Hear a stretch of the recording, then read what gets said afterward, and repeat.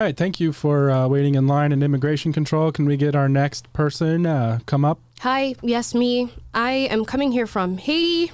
I came to America not to push drugs or do any sort of human trafficking. I am here for freedom.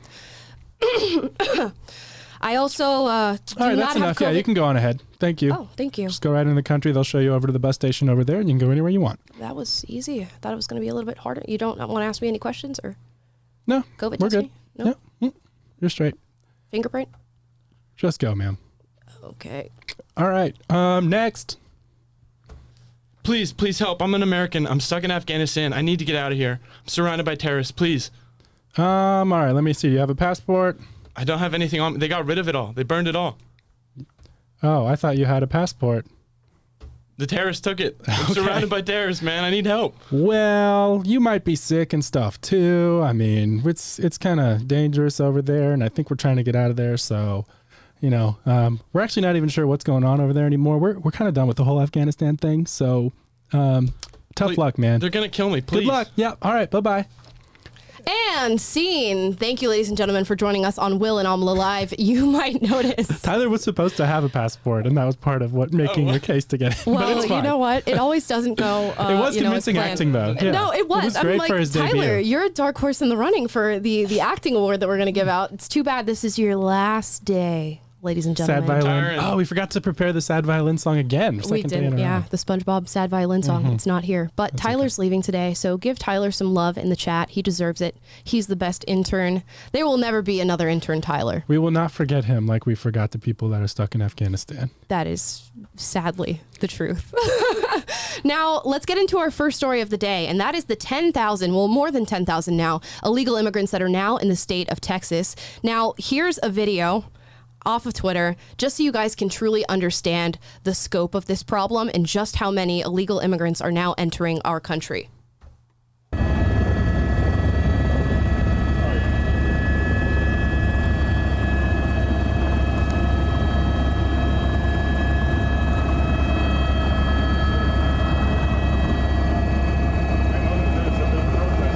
So these are immigrants that have been let into the state of Texas. A lot of them were processed, as they say, which you can give whatever name you want and just tell the officials at the immigration center whatever you want to tell them. And essentially, they're going to let you into this country without background checks, without fingerprinting, without any sort of actual processing or any sort of actual following of immigration law in this country. So now 10,000 illegal immigrants have now entered the state of Texas. Now, this is looking at sort of a bridge and an underpass here in Texas where they all seem to have aggregated, I guess, to plan out what they're going to do now that they are freely living in America. But this is the state of our country right now with illegal immigration. And it's something that a lot of people are not really talking about right now because there's just so much to talk about. But yeah, while we're all dilly-dallying around, we have an influx of illegal immigrants coming into the country. Nothing to see here. It's like that meme. This is fine and the house is on fire. Right, exactly. But I don't know. The mainstream media has just decided that this is not a story worth covering, apparently. So shout out to Daily Wire. They've put a lot out there. Tucker Carlson has covered this, and I think he has a reporter that used to be with Fox LA, Bill Melligwin or something. That he's the one that whose video this is. And by the way, they were like shutting down the ability. The FAA like grounded all drones from the media to be able to like fly drones over and show you what's going on via camera. The FAA all of a sudden decided to ground those for 2 weeks for like safety reasons or whatever. So they hopped in a helicopter to even be able to get this footage to show what's happening there, because it is happening. It's crazy. There's 10,000 people and hundreds pouring across the border with just not being stopped anyway. And right. I mean, and then they just reach a processing center and then you give them a bus ticket and then go wherever they want in the country. It's madness. Imagine being a Texas resident right now and just watching your state be overwhelmed by illegal immigration. And it's really, in part, a lot of it is our fault. And although I don't think anybody should be entering this country illegally, what else are you going to do when you're incentivized to do that? By our officials, by our politicians, by our bureaucrats who tell you, oh, it's more than okay. We can house you. We know how hard it is in your country. Come on over to America. When they know we cannot handle the influx of people. We have hundreds of thousands of people living homeless in this country. We have 1,000 people, 1,000 Americans stuck in Afghanistan right now that are not being taken care of. Yet we're receiving this giant influx of illegal immigration. Now, just to give some details on this, a lot of these illegal immigrants are coming from Haiti. Why is that? It's because our politicians have said that we're no longer going to take planes that are deporting people back to Haiti. So, of course, if I was a resident Haitian and I heard this news, I would be like, you know what? I think I'm going to head back over to America because they're not going to send me back. Yeah, it's like, people are responsible for their actions, and it is wrong to try to come in illegally and exploit the country and try to get benefits and all that type of stuff. But at the same time, a lot of the anger should be and the backlash should be directed at the people who make the policies that incentivize this type of thing, because people are going to do what they're incentivized to do. If you lower the punishments for crime, crime's going to increase. If you make it easy for people to come into the country illegally and incentivize them to by providing no recourse if they do so, guess what in behavior you're going to incentivize? More illegal immigrations. That's exactly what's happening. Right. But America's so horrible. It's so oppressive. It's so systemically oppressive that why would anybody the majority of Haitians live here? almost all Haitians are black too. Right. So they just must love that systemic racism, I guess. Yep. They're like, I just want to go get shot by a police officer. That's why I'm coming to America right now. It's completely ridiculous. And we just got a comment from somebody in Texas by the name of KL Thomas, who says, I'm in Texas and I'm furious. And yeah, our southern states along the southern border are really going to be the ones who are experiencing the bulk of this. And with this comes, guess what? A rise in COVID cases, since we truly don't seem to care if illegal immigrants come into this country with COVID, but we care so much about our actual citizens with COVID. So that's sort of inexplicable to me. You and I, who are not sick, have to go, are no longer allowed as of like next week to go to a restaurant after work in Los Angeles, and yet these people can pour into the country by the hundreds and thousands without even being tested or requiring any sort of vaccination or anything, and that's perfectly fine. But it's all about health and safety, ladies and gentlemen. It's all about health and safety. Yeah. I feel so saved. Yeah. It's like we're going to have an increase in COVID cases. We get an increase in crime with that. We get an increase in our tax dollars going to people who actually do nothing for this nation and who are just here to receive the benefits of the freedom and liberty that we get as American citizens, while also exploiting our system of government. And I think it's important to say, again, we're not anti-immigration. Absolutely. I hate providing these caveats, but that has nothing to do with people's race. It has everything to do with, when you enter a country legally, that is a good faith effort on your part when you go through the immigration process to say, hey, I'm willing to subject myself to whatever process that you require for me to come in. I'm willing to assimilate. I'm willing to be documented. I'm willing to go through the process. And that is a first step of good faith that, hey, I'm coming in to contribute to this country and not take from it. I'm coming into with respect. And what's happening at the border is a complete lack of that and circumventing that. And so people always want to make all these arguments, but that about, in favor of illegal immigration on the effects that they have or whatever. But at the end of the day, if you're entering into the country without that fundamental first step being a step where I'm respecting your laws and respecting this nation and what it stands for, that's not starting off on the right foot. And, it's not, I don't know. I rewatched the Will's video the other day or this morning when he talked about illegal immigration last year when they had the whole caravan coming from Honduras.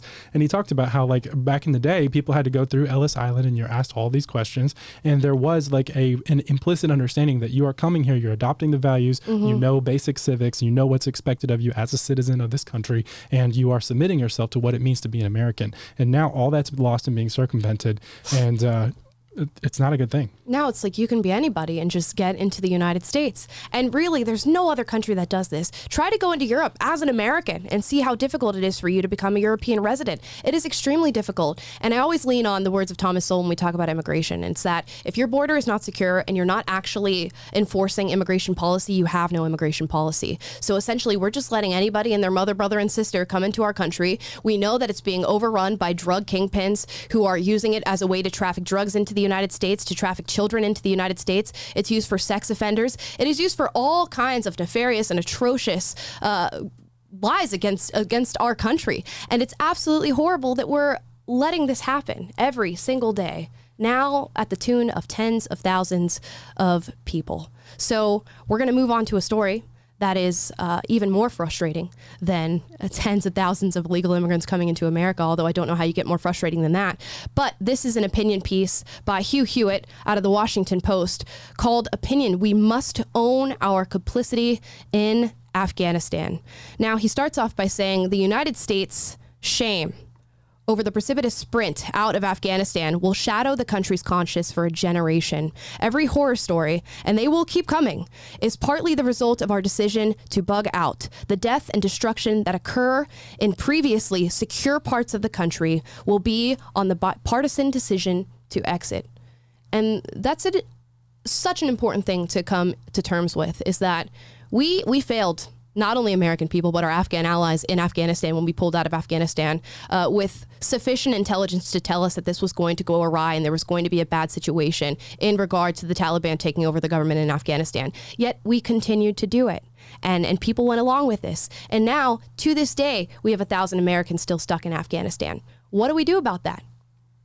What do we do? What do we do? I mean, a certain policy was proposed that, hey, whenever everything hit the fan and our intelligence wasn't sufficient and our allies were the Afghan army was completely overrun, someone proposed that we tell the Taliban, if you guys touch any of this equipment, we're going to come destroy you, and we're going to come set up enough security to get our people out, and then we'll leave. But that seems a much more reasonable scenario to me than leaving $80-some-odd billion of equipment there and 1,000 U.S. citizens. We talked about this earlier, but do you remember what was it during the Carter administration? They had the Iran hostages that were in America, and it was like wall-to-wall coverage. It was a national scandal that how many was it? In the 15, 20 Americans? Far less than 1,000. Yeah, less than 100 hostages over there. And there was a national outrage, and everyone was worried about the hostage. What do we have to do to get them home? And now you look at the mainstream media right now, it's 1,000 Americans stuck behind terrorist Taliban-controlled lines, and crickets. And it's crazy. It's just it's coupled with, one, not wanting to call out the politicians that need to be called out because it goes against your agenda. It goes against the propaganda that you're trying to push. And two, it's coupled with this inherent distrust in America right now. A lot of people hate this country. They hate our military. So who cares if we have military stuck in Afghanistan? Who cares if we have other Americans stuck in Afghanistan? How great is America anyways? I hate this country. Who cares about it? And this is going to cause real detrimental harm. And I'm talking beyond already the already 13 American service members that we've lost in Afghanistan. This is going to get worse. And they knew it was going to get worse. And that's the true problem for me, knowing the amount of despair, the amount of suffering that you were going to cause, and still continuing to follow through with your plan to pull out of a country that you had no business doing. It's so disheartening. It is, and regardless of what you think about the bigger question of the war, whether it was wise to stay there or not, the way that in which we pulled out was completely inexcusable, and it's complete catastrophe. And there was so much needless loss of 13 American soldiers' life after not one single American soldier had. Well, they slam us with misinformation when no combat deaths, I guess, is the right framing of it. And since what was it, February of 2020 or 2019, I can't remember. But anyways. It was a relatively secure situation, and we could have phased it out in a much more organized way. Everyone knows it, and this is a massive stain on and shame on our in American history, honestly. Right. I will read this last little paragraph here in Hugh Hewitt's opinion piece. I urge you all to go to the Washington Post and read this. It is a good read, and it really shows you the scope of this problem that we've created.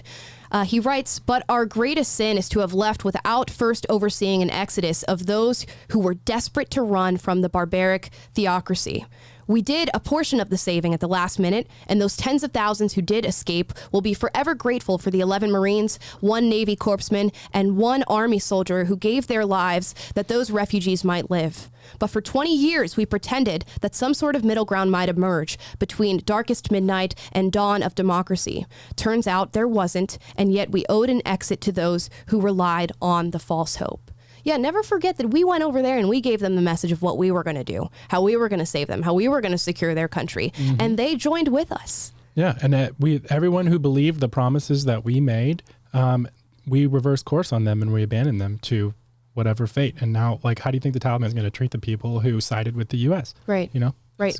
A barbaric theocracy. They are being run by a totalitarian regime that relies on a religion who has fundamentalists and jihadists who are willing to kill anybody who dissents against what they say. So, but he does make it's not much of it is something of a silver lining that, the sacrifice that those 13 soldiers made was not in vain in that, directly they were able to facilitate the saving of the lives of those tens of thousands of people who did escape. And so, God bless them for that. Absolutely. They're heroes. Yeah, so never forget that. And we should continue to talk about what's happening in Afghanistan until our Americans come home, until our Afghan allies are safe, which is going to be a very, very long time by looking at this. But yes. Let me just say, too, like we've reached a point in society where you can't rely on the media to be telling you the most important stories, right? Or you can't rely on the media to be telling you which stories are most important. Whatever is on the front page of CNN or on the cover of the New York Times is not the most important thing going on in America. You can't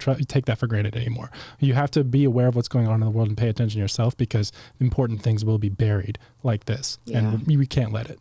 It's crazy that we have a complete inability to rely on our media anymore in this country. Wild.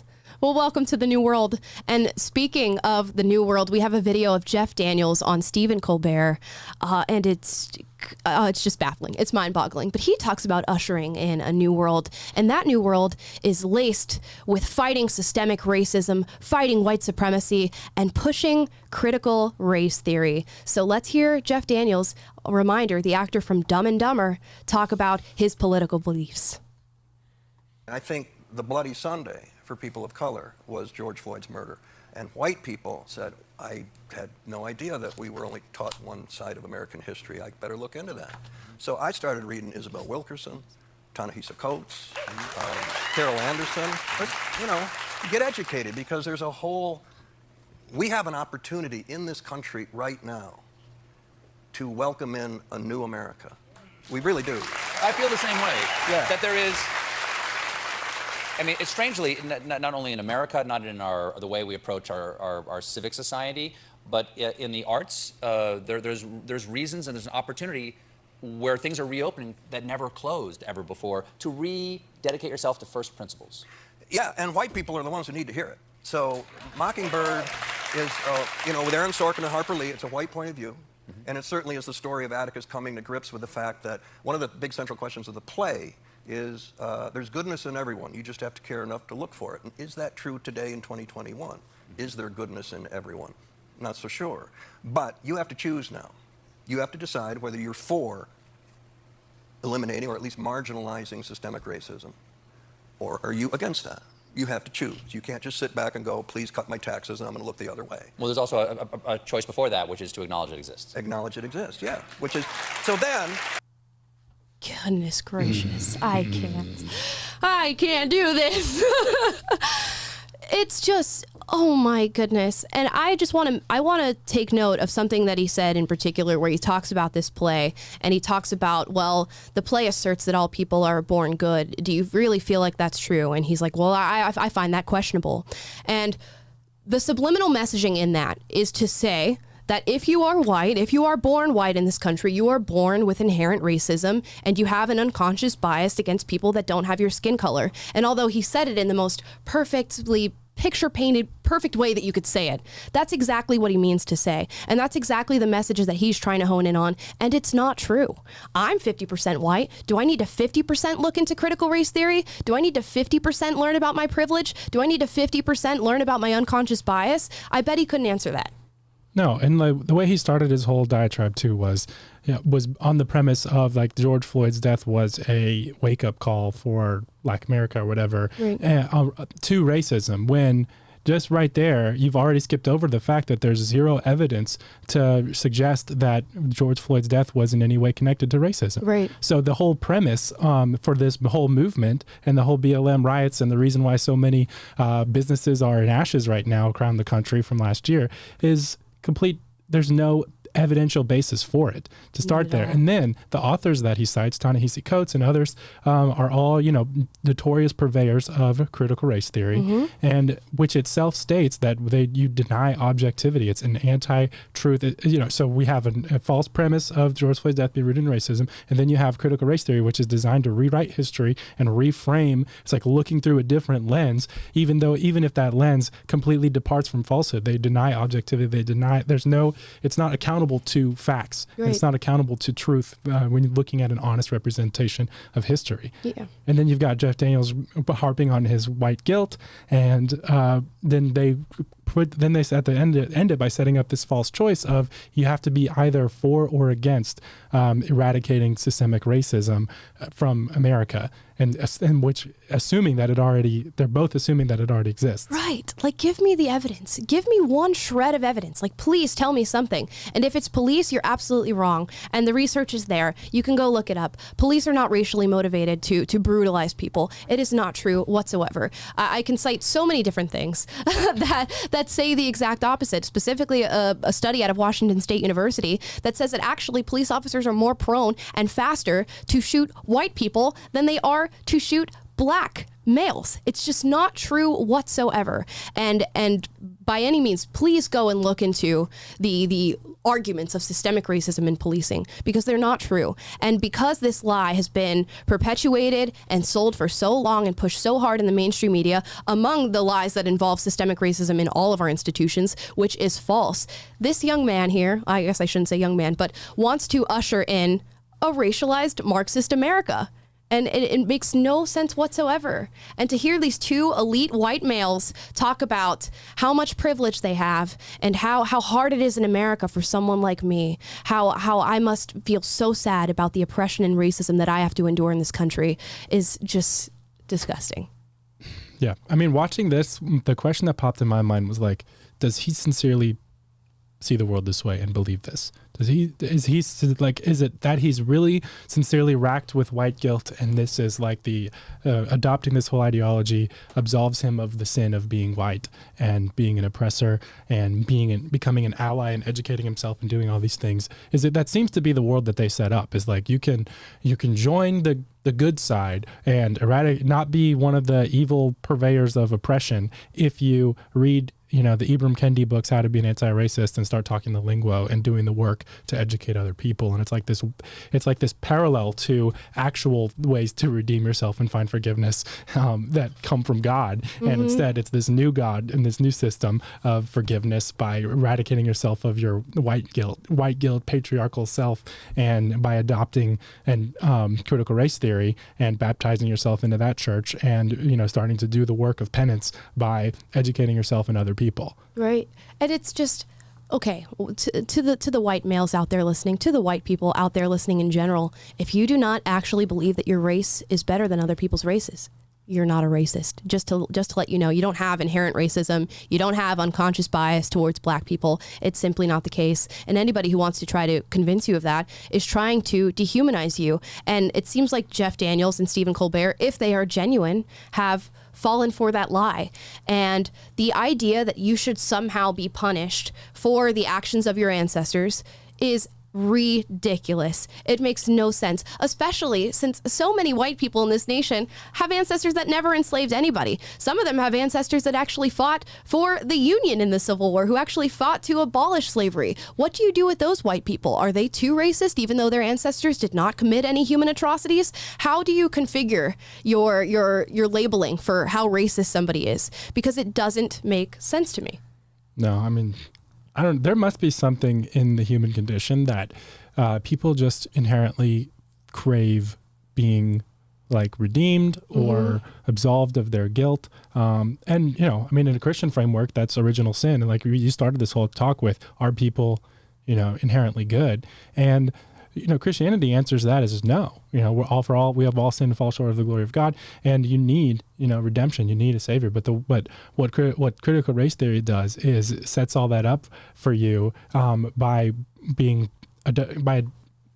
entering this cult and finding your meaning and finding your forgiveness in dismantling America and dismantling everything that it stands for, dismantling your own whiteness and dismantling the patriarchy. And really what it comes down to is dismantling Judeo-Christian values-based Western civilization. And it's this evil ideology that is bent on destruction, and it needs to be exposed for what it is. Yeah, think about the leftist term that they love to use all the time that I used as a leftist, and that's intersectionality. Think about how all these social issues are interconnected. If you can get somebody to admit that our founding fathers are white supremacists, Nazi bigots, then guess what? The Constitution Constitution means absolutely nothing. The Declaration of Independence means absolutely nothing. The Treaty of Paris means absolutely nothing. None of our key documents mean anything if you can assert that our founding fathers are racist, white supremacist Nazis. And that's their goal. They're going to do that, and then they're going to blur the lines of what have founded this country, say that we need to tear that down, say that we need to tear down every single institution that was founded underneath those rules because those too are representations of white supremacy. Then they're going to break down what it means to be a man and what it means to be a woman and what you can identify as, which we've seen now with our pronouns and the different sexualities and all the stuff that they're teaching our kids. And it's all in an effort to destabilize our society, to break it down and then reconstruct it into some sort of Marxist utopia as they see it. It is. And if you look at like the neo-Marxists in the 1960s, like Antonio Gramsci and others come to mind, came up with this idea of the long march through the institutions. And that's this idea that you can infiltrate the major institutions of a society, because Marx failed to make a workers' revolution by riling up all the workers to overthrow the ruling class. And so they said, well, the new way to do it in a society is to infect the minds of people in academia and then in the mainstream media, in Hollywood, and start to get them all believing, infiltrating all these institutions with this ideology, and then they, from the top down, push that down on the vulnerable masses. Right. And if that doesn't describe exactly what's happened, like we are undergoing in the midst. This is a cancer spreading on not just American society, but on all of the West. And this is the fight that of our generation, you know, like I was talking with Willie the other day. I'm like, that's a crazy thing to say, but like, at least in the greatest generation, there was moral clarity to the fight that, okay, evil Nazi regime is trying to take over the world. Let's take up arms. Let's ship me over and let's fight them. Right. You know, because there's at least moral clarity. And now you have, it's like buried beneath all of these false veneers of, oh, well, I'm being anti-racist and all this stuff. And and it's hard to really know the enemy that you're fighting. That's why people should really educate themselves. We have a lot of resources on PragerU.com about, you know, what is critical race theory, a great video by James Lindsay and others, to where you can't afford not to pay attention to what's happening right now. You can't afford not to educate yourself on these issues and really, so that you can see through it and expose it when you see it. Yeah, you're absolutely right. When you talk about that, it brought to mind Jordan Peterson and his sort of lectures on dekulakization with Stalin and how he saw kulaks and he labeled them as prosperous and they had privileges that everybody else doesn't have, and they became the enemy of the revolution. And guess what? They got stripped of their farms, they got stripped of their lands, many of them got stripped of their lives. And is that not happening right now in America? So think about that. You just have to take a quick little flip through a history book to see the parallels that are happening right now. And once you see them, you don't unsee them, which is what we're trying to do here at PragerU. Now, one of our videos that we do here at PragerU, our series that we do, is Fireside Chat with Dennis Prager. Hey. And Taylor was just on it, talking about his homeschool experience, although Dennis does like to go on tangents and just ask people about their lives and just do deep dives. So I think that's what he did with you. Did on this one, yeah. Yeah, so let's get into it. We'll show a little clip of Taylor with Dennis Prager. To meet you. And finally, Taylor. Yes, sir. So Taylor, you're staff at PragerU. I am. Yeah, I've been on staff about a year and a half. Do they like you? No, that was a joke. We assume if you're still there, they like you. Do you like them? Oh yeah, I'm really loving it. Almost everyone. Will Witt gets on my nerves sometimes, but you know. That is hilarious. Didn't they make a doormat with Will's name? They sure did, and it's in front of Craig Strazzeri, our CMO, his office, and he wipes his feet off. People don't know that. I really revealed a PragerU secret.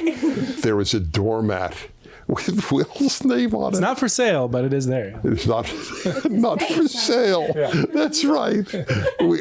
That's wrong. It would be wrong to sell it. That's correct. But when I saw that, I burst out laughing. That was Craig did that? He did, yep. So we need a Craig doormat.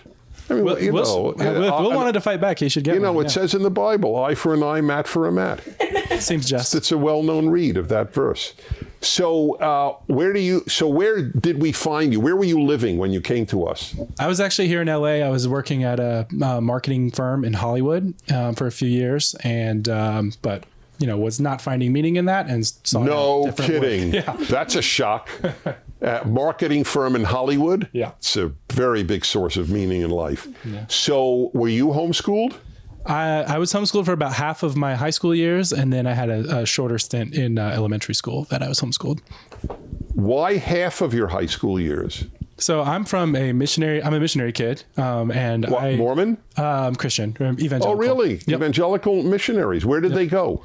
When I was younger, we lived in Oklahoma, but my dad traveled all over the world. He's been to like over 60 some odd countries. But we had stints living in Brazil, Panama, and Honduras before I graduated high school. And in those places you were homeschooled. Yeah, in part. I would go, like in Brazil, for example, in my 8th grade and 9th grade years, I would go to Brazilian school in Portuguese in the mornings. I didn't learn anything except Portuguese and talk to kids. Can you speak Portuguese? Yeah, I'm pretty close to fluent now. Really? Yep. Que horas são? Não sei, são as 2 horas da tarde por aí. He does. He really does. Obrigado. Dennis is so adorable. Yeah, I love Dennis Prager. This is my problem when I like introduce myself to someone is like you end up spending 10 minutes like talking about all the like my weird upbringing and how I had to live in all these places. Where are you from? I'm like Brazil, America. Yeah. So there's a little bit more of that. Dennis is just so funny. He's so inquisitive that like he'll just go down the rabbit hole. And so I think this is like one of the longest episodes of Fireside ever because he just kept asking everyone personal questions and but we eventually got back to that. He did a great job like tying it all together as only he can. He's like a master of just sitting in front of a camera and speaking and somehow landing where he needs to land every single time. Yeah. Yeah. But it was fun. It was fun being on there. Like I'd been to one Fireside filming before, actually when you went on it, when you first started. Right, right. But it was fun, I mean, to actually be on the hot seat and hang with some of the PragerFORCE crowd, which speaking of, have we introduced our guest today? We have not introduced our guest today. Speaking of PragerFORCE, we're going to move to Will Shot. Who's sitting in Will Shot right now? 4 of our PragerFORCE members. If you guys want to, you can use Will's mic. Try not to knock your waters over. And you can introduce yourself. You can say your age. Sorry if there's some mustache hairs on there. We shaved his mustache yesterday. We did. That is true. Might be a little gross. Just with caution, say your name, your age, when you joined PragerFORCE, or anything you want to say. Go for it. Hi, I'm Priscilla. I'm 19. I go to UCLA right now, and I joined PragerFORCE in like summer of 2019. Amazing. Okay, who else do we have? My name's Sophia, and I'm 18. I'm a senior in high school, and I'm homeschooled. I joined PragerFORCE about, I'd say, 2 or 3 months ago. So far, I've really enjoyed it. Especially coming in person has just been really, really fun and meeting everyone. Super cool. We can see if we can lift that up so you guys can get in here. Hi there. Hi, I'm Madison. I'm 16. I'm also homeschooled, and I joined PragerFORCE about a little over a year ago. Awesome. Wait, where are you from? California. Oh, right California. on. Yeah, say where you're from too. Okay, and if you want to hop over there and say your piece. I'm Lila Berger. I'm 22 years old. I just joined PragerFORCE a couple of weeks ago. I'm a newborn baby. Amazing. Basically. I'm very happy to be here. Great. Well, yeah, we just wanted to mention we have our PragerFORCE members here. If you are a young conservative in high school, college, or a young professional below the age of 35, and you want to join a digital community of like-minded conservatives, you can join by going to PragerFORCE.com and submit a little application with us. You get a lot of opportunities through PragerFORCE. So you can network with people if you're working on projects. We have a slew of different professionals and people in high school and college who are working on all different things that network together. You get to work on PragerU content. You could become a PragerU influencer. And like these 4 beautiful young ladies, you could be on Will and Amala Live. So there's always the opportunity. Go and join don't forget, PragerFORCE. my favorite thing is that they do is the what do they call them? The events, online digital virtual events with like people like Dave Rubin, Ali Stuckey, I think have been on there. You can do Q&As and it's a lot of cool opportunities. So yeah, go to PragerFORCE.com and sign up today. You will not regret it. Now we're going to get into our Fun Friday segment, which today is going to be amazing. I love the sound effects. We don't use them enough. I forget that we have them. Yeah, I know. We need to like program them better. So you guys submitted through our Instagram, which you can follow us at The Will Witt, at The Amala Benobi, at Taylor Trandle, at Scott W, at Tyler J. Ray, and submit your overrated, underrated suggestions. So that's what I asked for today on my story. Go follow me on Instagram if you want a chance to be featured on the show with your handle. Now, the first one for overrated, underrated is Joe Rogan. This one was put in by Lister's Mates. Any initial thoughts? And Scott and Tyler are going to participate in this as well. Overrated or underrated? I think Joe Rogan is underrated. Okay.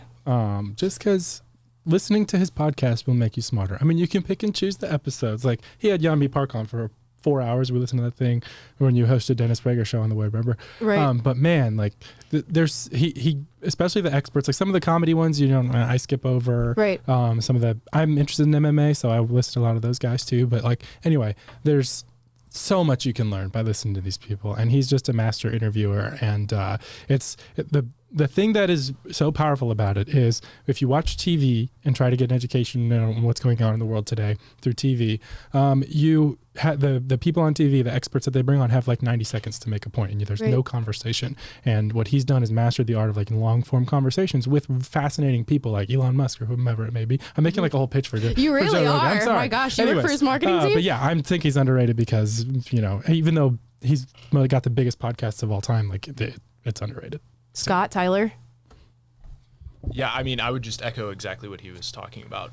Okay. I don't know why dudes love it so much. Like Dudes love Joe Rogan. I don't know, but Dudes love Joe Rogan. Right? Tyler? Yeah, I'm gonna go with underrated as well. I mean, you guys kind of just nailed it right on the nose with it. It's just such a diverse podcast with a whole bunch of different guests, so you can definitely find like a guest that is speaking on something that you're interested in. And Joe Rogan is just super skilled in making the conversation super interesting. So underrated. I can't say properly rated because I can't fence it. So I'm gonna go ahead and go underrated for Joe Rogan. Right, Amala. Just because he's mastered the craft. He's done it very well, a very good job. Should we show their shot? Put your thumb up if it's overrated, thumb down if it's underrated. What do you think about Joe Rogan? Thumb up if it's underrated. Thumb down if it's underrated. Okay. Thumb up if it's overrated. Right. Okay, underrated. All right. And one said overrated. Okay. All right. Next one here.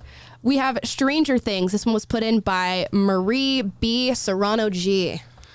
This is tough. I'm gonna say overrated. I think I am too. It was underrated when it first came out. It was like mind-blowingly awesome. Transport you to the 80s and spooky and everything. And then the latest season is kind of just like, all right, they're milking this. I'm gonna go overrated as well. There's just too much fan culture around it. There's too much. It's too much. Yeah. Feels culty at this point. Yeah, I would say when it first came out, it was appropriately rated, and then as the seasons went on, it's definitely become overrated. It's fallen off precipitously. Tyler? I'm going fully overrated. Even first season, I just couldn't get on that train. I tried watching it, and it's not for me. Where's Will Byers? Oh man, when Winona Ryder's character in that just stresses me out. She's very always kooky. like crying and hysterical, and I'm just like, lady, get a grip. Anyway, can we do our thumbs over here? Let's do our thumbs. What do you guys Stranger think? Things, overrated or underrated? Over, and one says under. All right, You all are right. just always the dissident opinion over here, okay? Live not by lies. Live not Be by true to lies. yourself. Next one, Krispy Kreme donuts. This is from Marissa Kirsch, 10. Overrated immediately. Yeah. I'm not a donut fan whatsoever. Sorry, guys. Sorry, I can hear you guys entering and leaving the chat at the same time. Yeah. I appreciate that Krispy Kreme is an American institution, but it's an overrated institution, and there are better donuts. So I'm going to say overrated. Okay. Scott, Tyler? Well, when I could eat them, I was a sucker for glazed donuts, so Krispy Kreme has a soft spot in my heart. Okay. I have a soft spot for Krispy Kreme in my heart. But, yeah, I mean, ultimately there are better donuts out there, so. Fair enough. Overrated. Tyler? I'm gonna say properly rated. Oh. I really like Wow. Krispy Kreme. I'm a big donut fan. Sounds but, like a they're fence-sitting pretty answer solid. to me. Maybe. And PragerFORCE? Properly? All of you are properly? Undecided? Okay. Right. Fair enough. Next one here. Overrated or underrated? We're probably going to have to get into a discussion about this one. This is from Charles77 Franklin. The two-party system. This one. Well, okay. Tough. The premise of overrated, underrated is that like there's a public opinion like strongly one way or another about this. Well, let's just say that there's not. Is it overrated or underrated? But I don't know if people. Let's I just don't know say what people people's love. rating of the two-party system People is. love. Let's just say people love the two-party system. If Is it people- overrated or if people underrated? love it, then it's overrated. Okay. Like, explain. yeah, European countries have different systems where there's like a runoff election based on the top two candidates from like 5 or 6 different parties. Like France is like that. I mean, so there are other ways to do things, and that doesn't have to be so 50-50. But Right. anyway, I don't know. It's kind of just a fact of life in America at this point, though. I don't really know. Like, Yeah. Assuming people love it, I'm going to say it's overrated. George Washington, our resident founding father, warned against the two-party system. And I think we are so obsessed with labels that now you just say the word conservative and somebody's already painted a caricature of what that means to be, or you say the word Republican or Democrat and somebody already has an image in their mind of what that means. And it's because we've just polarized the two parties so bad in this country that we've almost not been able to recover from the damage we've done by, dividing ourselves into two parties. You guys? Yeah, this is a tough one to rate, overrated or underrated. I love what you were talking about, and I've brought it up multiple times in our conversations, but the series John Adams on HBO, I thought, does a great job at depicting George Washington's thoughts and reasoning for why he warned us against going this way. So if you haven't seen it, definitely watch it. And I'd love to get Richard's Constitution take Day, on shout it. out. Constitution Day, Yeah. definitely. Yeah, it's a great depiction of that, and I'd love to get Richard's take on that maybe one day to see if it's accurate. Amazing. What's your take to overrated, underrated? Overrated or underrated, yeah. I'd say overrated. Okay. All right. People love to compete Right. right now Right. in the political sphere, so definitely overrated. Does pull into that impulse. Tyler? I'm definitely going overrated. I think it's not a good thing to have just like the two-party system, because politicians and people become so over-identified with one party or the other, so they get so caught up in defending like one party's ideology over the other rather than trying to serve like the common good. Right. And I think people just get so caught up in it's just a mess. I could go on forever, but Right. PragerForcers, where are we at? Thumbs? Overrated? Overrated? And she's in the middle. Okay. Gotcha. Next one here, overrated, underrated. This one was Scott's suggestion. The internet. This one's a really tough one. I'm going to say overrated. Overrated? Okay. You want to explain? We were smarter, wiser, better off before the internet existed. I agree. I do agree. I do concur, Doctor. I'm going to go overrated as well. I think so often we talk about how it's so great, how globalized we've become, and everybody's interconnected. And I can look on my phone right now and I know what's happening in Syria and I know what's happening in Australia. And while I think it's great that we're connected to people and you could talk to your friends from Africa and talk to them from California, the detrimental effects from that, the psychological effects of having the internet and having your life and everybody else's life just be so readily available is probably against the natural being of the human psyche, and we probably shouldn't have delved into that world as we did. The Jurassic so concerned Park, with whether you could that you didn't stop to think whether you should. There we go. I knew Taylor. We're back to that. I knew Travis was going to give that Look, quote for I was us. on Fireside Chat now, so Yeah, it's, so you got to use my right It's name. pretty famous. I like how Kind of a big all the deal. PF girls over here just were like, ooh. They know. Scott, Tyler? Yeah, I definitely say this is overrated. I grew up in a household where we didn't have internet, so I went through my elementary, high school years without internet. Absolutely loved it. I mean, back then probably not, but looking back now, I felt like I was far more inquisitive in terms of my pursuit of knowledge and being in libraries all the time to just learn something and hop on the internet when they had it. But, Right. But like at the same time, I just had this sort of this hunger for it. And now I literally have it at my fingertips. So it's like, sometimes in waves it comes. But yeah. I don't know. That's just a personal anecdote, but I would generally just say it's overrated. Tyler? yeah, I'm going with overrated as well. Okay. I mean, people say it's obviously good to have information that's easily accessible, but I think it's also put people's motivation like totally out the window. It's like if you want to learn something, sure, you could go look it up on Google, but like go read a book. Right. It's more enjoyable. You'll probably get a lot more out of it. So I'm definitely saying overrated. Yeah, we're talking about Scott and Taylor and I were having conversations about this, and we're all jacks of all trades and masters of none now due to the internet because we just have everything readily available to us, and it sort of eliminates the prowess of wanting to even know anything. Just knowing that it's there in your pocket and that you don't have to actively seek it out is a crazy phenomenon that we're experiencing right now. PragerFORCE girls, where are we at? Overrated, underrated? Overrated across the board, unanimous vote. This is unprecedented. Okay. Next one. Overrated or underrated. This one's from Lister's Mates as well. Mr. Rogers. And no one can say he's overrated. Nobody can He's say that.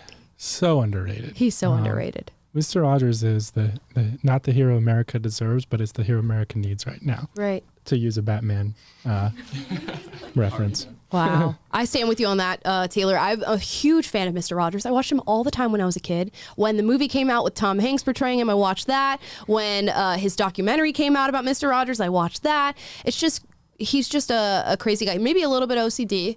I heard a story, and this is true. His wife reports this as well, that Mr. Rogers would go swimming every day, and he'd get on the scale afterwards, and he wanted his weight to be 143 every single day for I love you. And that's how obsessed he was with just love and kindness. And even though he was a man that had, natural tendencies that every man has, the anger, the aggression, the assertiveness, he fought that with all his might and knew that children were at the forefront of the culture war when it comes to good values and good morals. And he dedicated his life to seeking out children, teaching them good values, and his legacy is going to live on forever. So Mr. Rogers is definitely underrated. You guys? I don't know how to follow that. I'm like a huge fan, so. Yeah, I would put him in the underrated column as well. Him and Bob Ross. Like, whenever I went to my grandparents, those were on all the time, and it's just awesome. This nostalgia. So wholesome. Sort of feeling. It's so wholesome. Kids would be so much better off watching that than I don't know what they watch these days. And trans Blues Clues. Yeah, exactly. Yeah, right. Yeah. Drag Tyler? queen story time. Yeah. Definitely still going underrated. I watched him a little bit when I was younger. But yeah, it's definitely something that just kids need now, and families need to be promoting these values to kids. And yeah, we need them back. It'd be very nice. Agreed. PragerFORCE girls? Nice. Another unanimous vote. Again, unprecedented. Next one, overrated, underrated, soulmates. And this is one Micah Bet 3. I'm going to say definitely overrated. Mm-hmm. When you marry someone, they become the one. And the idea that there's this one person out there who's perfect for you is very romanticized, and it's in novels and all this stuff, but it's, you need to be not like that. Yeah, Taylor and Scott, I'm relying on your answers for this because you just got married. So this is going to be interesting. So Taylor says overrated. Scott? I concur. Overrated. Yeah, it's a romantic ideal that's never really attainable in reality. And obviously we live in a realistic world. And, right.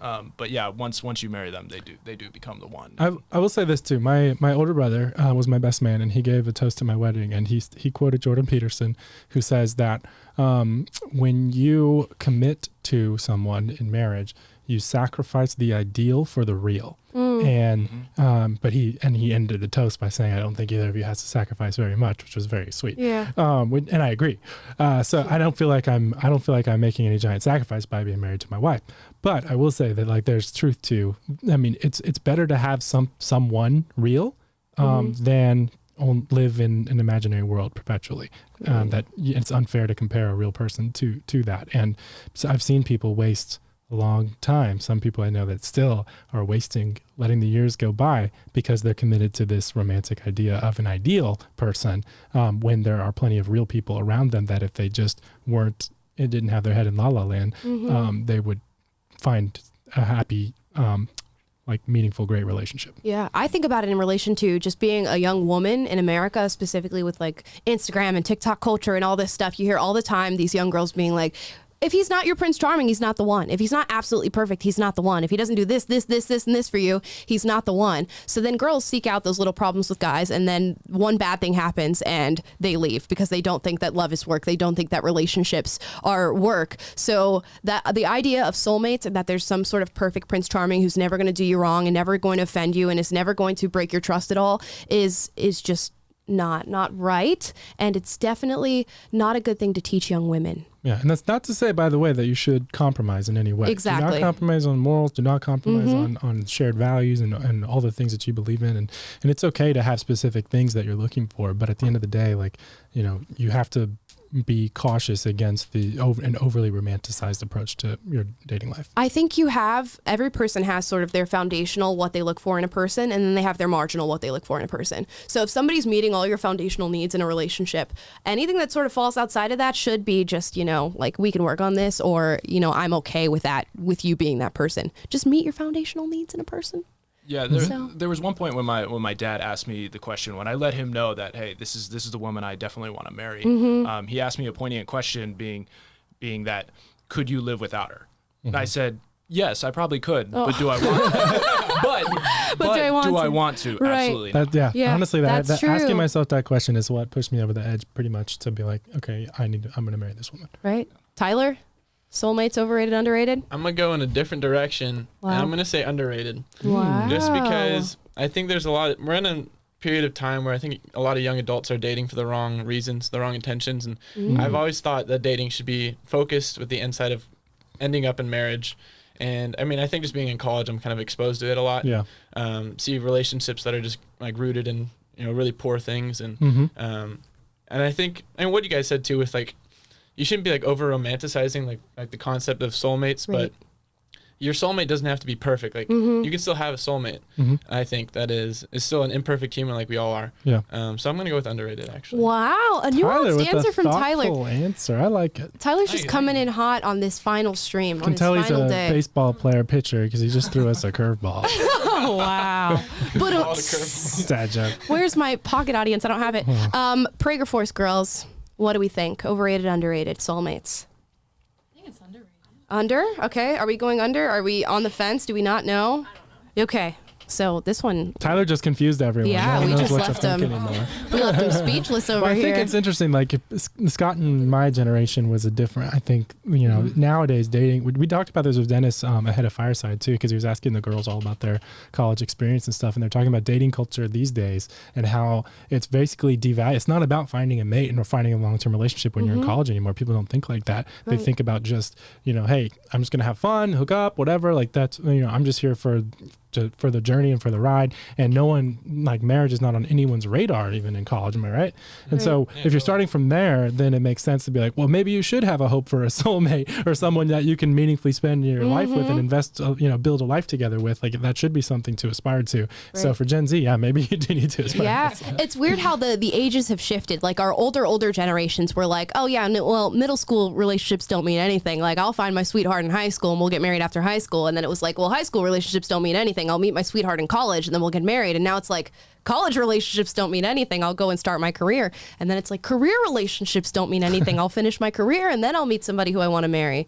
It's a weird shift. Yeah. The next one here, overrated, underrated by Determined Zebra, is decorating for Halloween.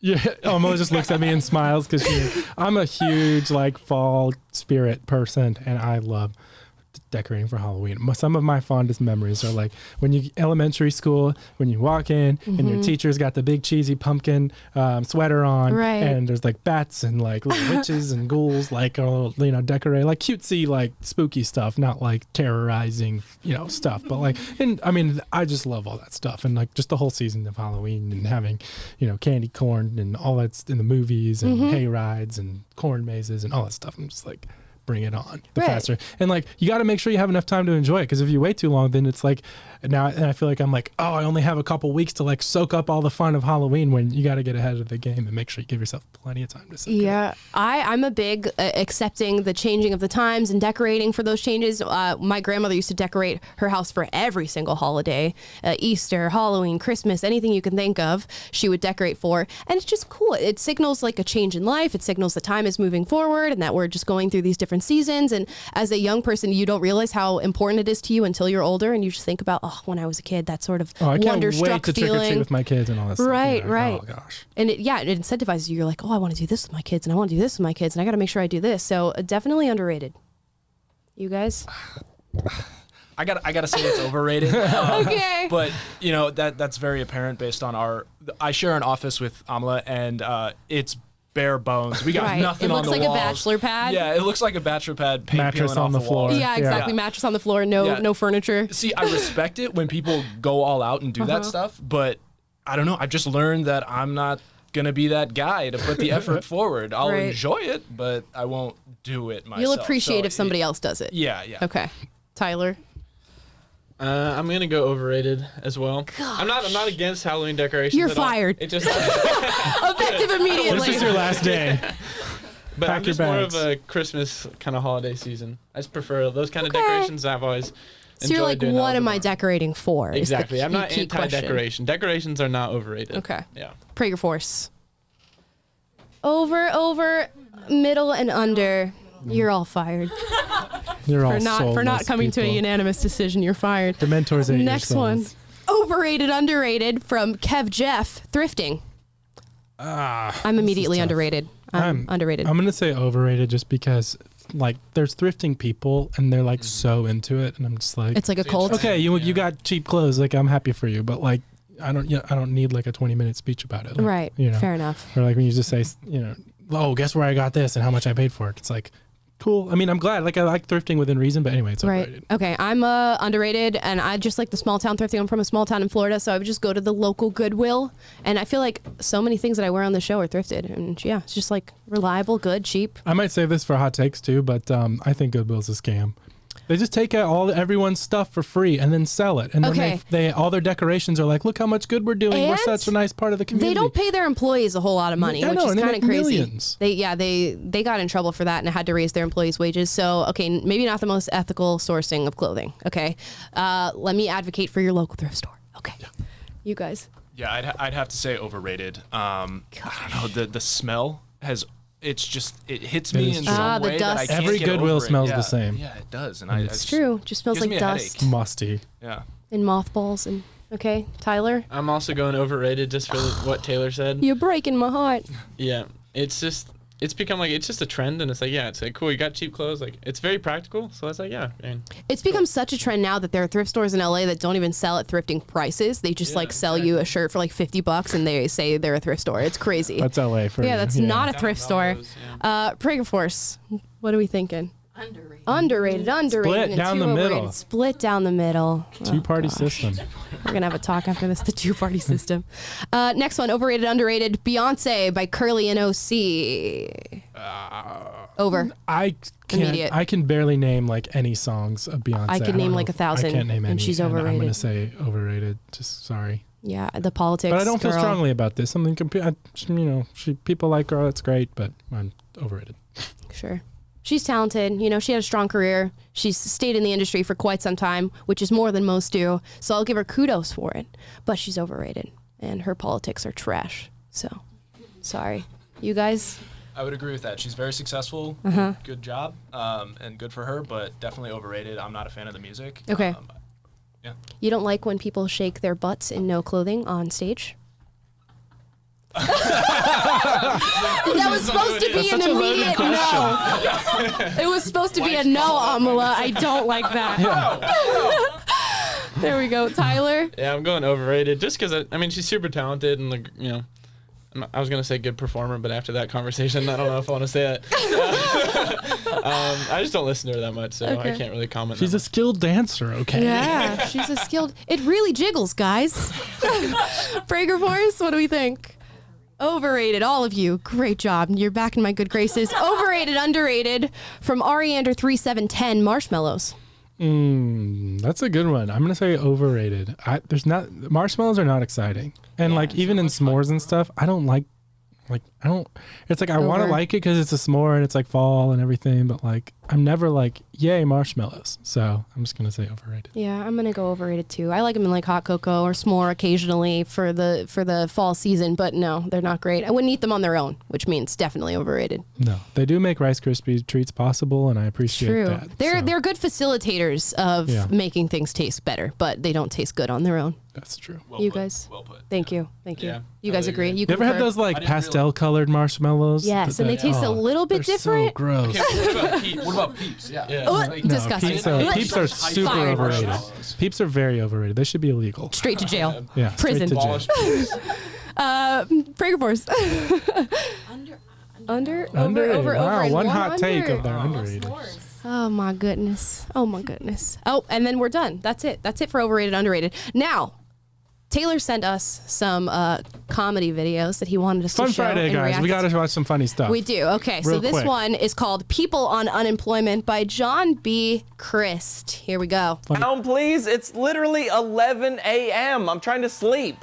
What have I taken from my country this year? Let's see. 2 stimulus checks, weekly unemployment, student loan forgiveness. What have I contributed to my country? Come in here, I'm gonna show you some of the participation trophies I earned as a kid. Siri, apply for jobs for me. I'm not sure I understand. See, I'm literally doing everything I can. I mean, what? Does money not grow on these? Definition of work.